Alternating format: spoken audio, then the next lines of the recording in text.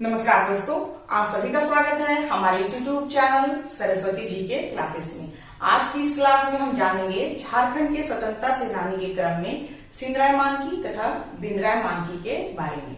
सिंगराय मानकी तथा बिंद्राय मानकी जो है झारखंड में हुए कोल विद्रोह के बहुत ही महत्वपूर्ण नायक थे।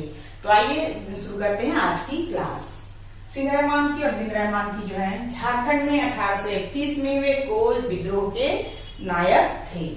सिंगराय मानकी जो है वो सोनपुर परगना के 12 गांवों के मानकी थे। उस समय 7 से 12 गांव के समूह को पीर कहा जाता था और उसके प्रधान को मानकी कहा जाता था।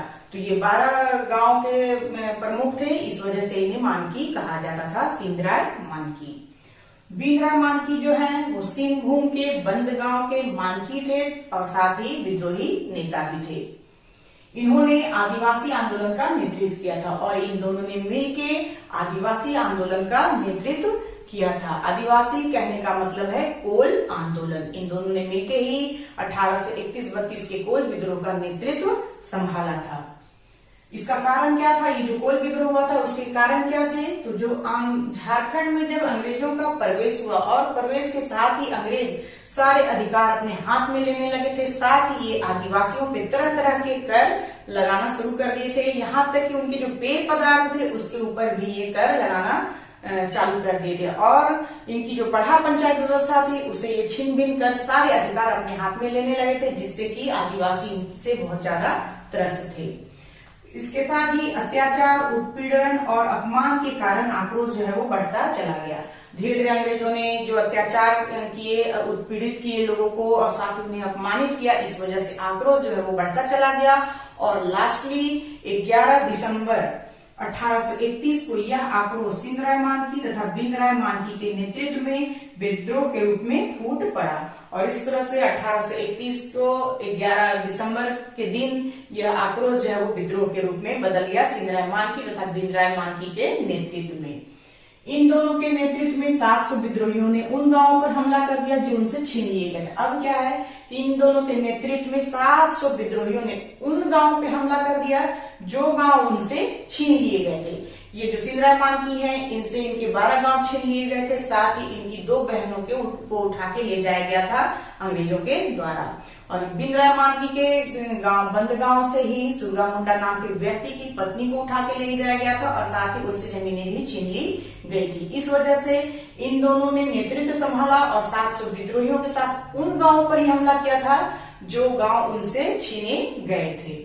फिर यूरोपीय धर्म युद्ध के क्रॉस की तरह युद्ध सूचक तीर गांव गांव घुमाया गया और अधिक से अधिक आदिवासी विद्रोह में शामिल होते गए। और जिस प्रकार से यूरोपीय धर्म युद्ध में जो धर्म युद्ध का सूचक क्रॉस को बनाया गया और उसे घुमाया गया, उसी प्रकार से कोल विद्रोह में तीर को युद्ध सूचक बनाया गया और इसे गांव गांव घुमाया गया और इससे अधिक आदिवासी जो है इस विद्रोह में शामिल होते चले गए।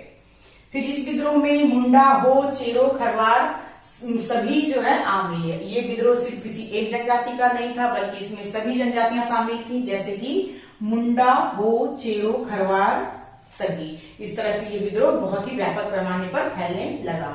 विद्रोह ने जल्द ही व्यापक रूप ले लिया और छोटा नागपुर, खास, पलामू, सिंहभूम, मानभूम क्षेत्रों तक फैल गया।